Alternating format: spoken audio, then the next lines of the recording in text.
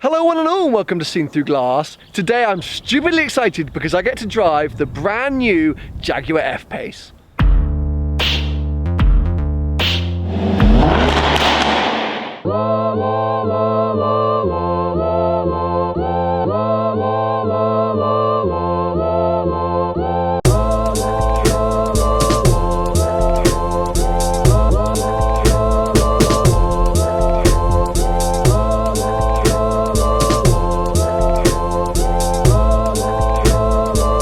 A word of warning, I'm going to be terrifyingly positive about this entire experience.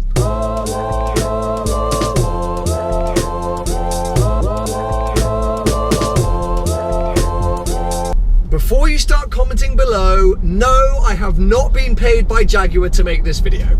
In fact, it was Lucas Jaguar West London, the dealership, that sent me an email whilst I was in Monaco saying, "Hi Sam, we noticed you haven't driven the Jaguar F-Pace yet.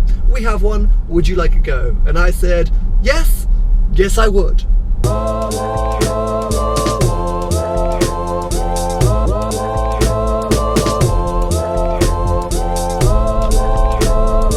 Ever since this car was launched, I've been excited. One thing you need to know about me is that when I have a certain car, I basically love all other models that manufacturer makes. When I had the 4C, I so nearly bought an Alfa Romeo Mito to run alongside of some kind of daily. Well, actually that was very necessary. I was about to say totally unnecessary, but I really needed a daily to run alongside the 4C. Anyway.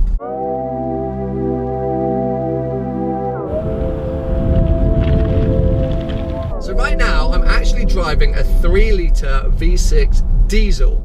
And the reason why is because firstly, it's the one that Lucas Jaguar had. But secondly, because for me, when I think of 4x4, I do not think of performance. Jaguar do offer a petrol V6 version of this car, which uses the same V6 in the V6 F-Type, which is an insane engine, and it sounds incredible. But I'm not really that big on performance SUVs or 4x4s or whatever you want to call them. I think if you're going to have a car this big, you don't need to go that fast. Having said that, the 20 minutes it took me to get here from the dealership, I put this thing in dynamic and my God, it is quick. But we'll come back to that. The point I was trying to make was that if I was considering buying an F-Pace, it would probably be this engine that I'd be looking at. Right now in my life, it is completely unnecessary to have another car. The F-Type is the perfect daily. I use it day in, day out, thrash the miles on it, and it is perfect. So I do not need another car, and I can't actually afford one either. But let's forget about that. Next year, or in the future, should I change my car and go down the route of a Ferrari, I may well need a daily. And I've always thought if I was to get a daily, I'd want a 4x4. There have been videos about Land Rover Defenders. I've done videos in other 4x4s. What have I done? But right now, this F-Pace is approaching the top of my list. It is. I think it's so nice. This is not a review. This is an initial impressions, a test drive video. Okay, that's what this is. And I love this car. You need to buy one. I want to buy one. Everyone should buy one. After 3 minutes, I picked up my phone. Well, I pulled over to the side of the road, picked up my phone and texted Paul Wallace and said, I want an F-Pace. I mean, I do get suckered into this very easily, this whole brand allegiance thing. But it is very similar to an F-Type in here. Lots of the controls, dials, features are very similar, and they also cross over to the Range Rover, so I immediately felt very much at home. It's also pretty comfortable in the back. I'm 6'2", and I've left my driver's seat in the position that I was driving in, and oh my God, I got space back here. I genuinely think I have more space back here than I do in my dad's Range Rover Sport. And everyone knows I love a panoramic sunroof. And unlike the F-Type sunroof, this one opens. It'll work on my tan. You get a fantastic boot in the Jaguar F-Pace.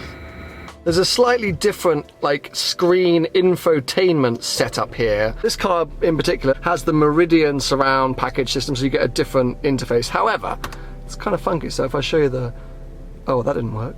Home screen. So look, you get all these different things. You've got your media, your music, your climate control, your phone, your sat nav. Now, I don't think it's like the greatest system. I do think the Meridian system is worth it though, because the music sounds awesome. This is real love. The other thing is, I really like the way this car looks. I do. I think it looks awesome. And obviously that's because it carries over some of the styling tips from my F-Type, but really just from the Jaguar range, and I think at the minute Jaguar are nailing it. Again, I have not been paid for these comments or to make this video. I freely admit that if I was to get a Mercedes next or an Audi next, I would probably fall in love with their entire range too. I'm just a sucker for these things. I'm like the dream consumer for these companies. Flog me one product, I'll buy them all. It also feels so refined on the road. It is so quiet in here. I don't know if you can tell, maybe that's because it's the diesel. But even when you floor it, it's like a silent vacuum. Let me show you. We're going to pull here onto a road, and I'm going to Swan Bottom? That's a place? I guess so. And I will now floor it and listen.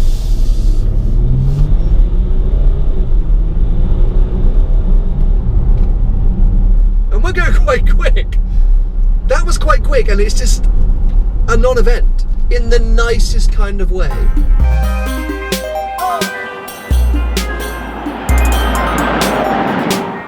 So to test out the performance and handling of this car, what we need to do is put it into dynamic.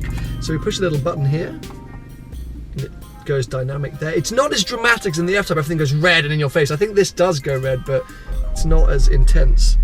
Handbrake off, drive, and then sport gearbox. I do have flappy pedals as well, but I kind of think flappy pedals in a 4x4 is taking the piss ever so slightly.